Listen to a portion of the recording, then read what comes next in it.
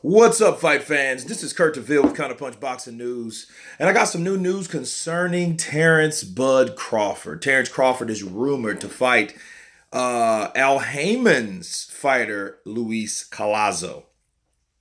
It's also rumored to be in New York, where Collazo's from, which is shout outs to him because, he's had his own journey. He's fought some of the best. He's fought Khan, he's fought Mosley, fought Berto.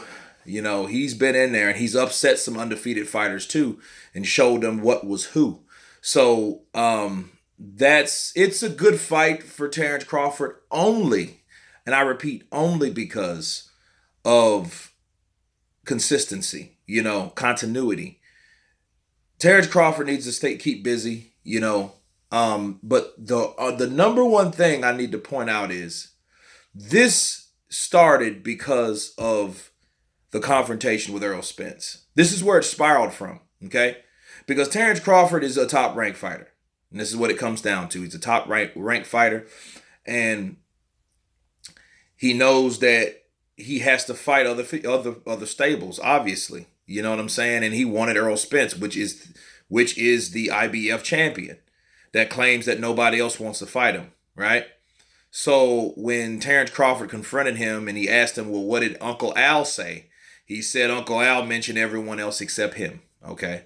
Well, I think what it did, it sparked an interest from Al Haymon, the quote-unquote Wizard of Oz, the guy that's never seen and always heard about, to get a fight with Terrence Crawford.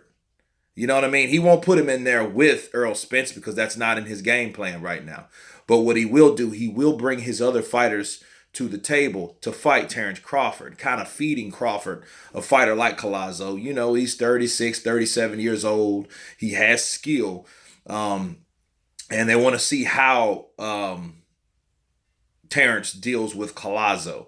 And probably from Collazo, that opens up a relationship between Arum and Al Haymon, the advisor to a lot of these fighters, right, with PBC, and can possibly get something for the future. So to look at it optimistic, let's look at it optimistic. It opens up that relationship, okay? So that's cool. That's cool. It opens up that relationship. So if that line of communication, that relationship is open, then there's no reason for people to say, hey, top-ranked fighters don't fight with Al Haymon fighters. You see what I'm saying?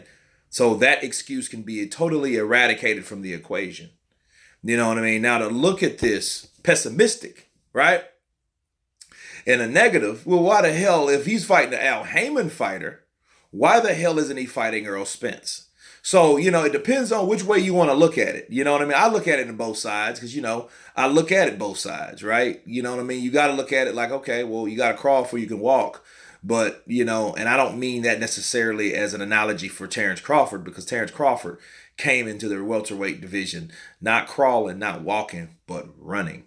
You know what I'm saying? I mean, he didn't come into the welterweight division crawling. He didn't have to. He was the undisputed light welterweight champion of the world. You know what I mean? That's just like Sugar. That's like De La Hoya telling Sugar Shane Mosley, hey, before you can fight me, you know what I mean? You have to fight this guy and that guy and then get a belt first. You didn't do that shit back in the day. You know what I'm saying?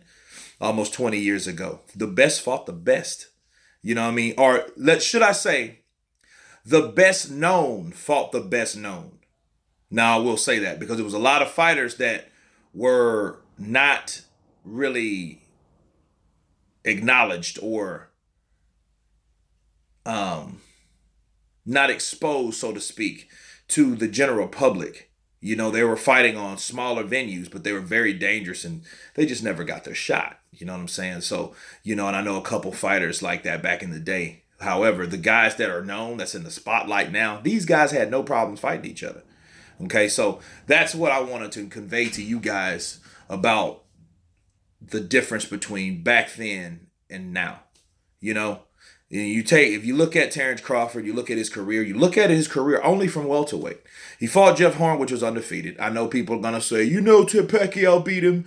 We know Pacquiao beat him, but guess what? His record says other. He got the decision, so he was still undefeated. Terrence Crawford stopped that boy. Manny Pacquiao did not. That's the difference. Manny Pacquiao wouldn't have to worry about Jeff Horn robbing him in Australia, okay? If he would have stopped that boy. But unfortunately, his style and his size, he couldn't, all right? Terence Crawford could. Second, Jose Benavidez, another undefeated fighter that wanted Terence Crawford's ass. You know, Terence Crawford obliged. Cool. You want this fight? You got it. Oh, I was ducking you? Okay, let's do this. Knocked this boy out in the 12th round. Another undefeated fighter. So you got, this is his first title defense was against an undefeated fighter. And his first shot at the title was the first fight that he came into the welterweight division. So yeah, 2-0, 2 knockouts. Let's go. Give me one more again. Let's see Collazo. You know what I mean? PBC fighter. This opens up the communication between PBC and Top Rank. Okay? Everybody don't get pissed about this. You have to have these type of negotiations before, you know, because Al Haymon knows. He's not stupid. He's a businessman. He knows Errol Spence is his future bread and butter. He ain't going to put him in there with someone risky as hell like Terence Crawford. That just won't happen. And Errol Spence knows it. Errol Spence was almost talking to Terence Crawford like, you my boy, but we negotiate. He didn't mention you. He was all talking business. Then he said, oh, I'll crush you. Well, let's make the fight happen and find out. See, these guys have a voice. They have a voice.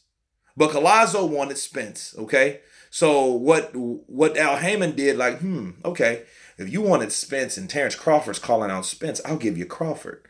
You know what I'm saying? So if this rumor's true, and it's rumored, this is a good step for welterweight boxing. It's a great step for Terence Crawford because it shuts everybody up.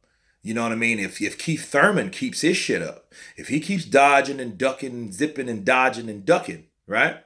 And procrastinating like he's doing, Al Haymon might feed him to Terence Crawford after Terence Crawford takes apart Collazo, or depending, because Collazo is a good fighter though. I don't want to just discredit Collazo, but I see Terence Crawford beating him because he's that good. But anyway, you guys tell me what you think about this rumor. Of course, please subscribe, and you guys been counterpunched. Peace.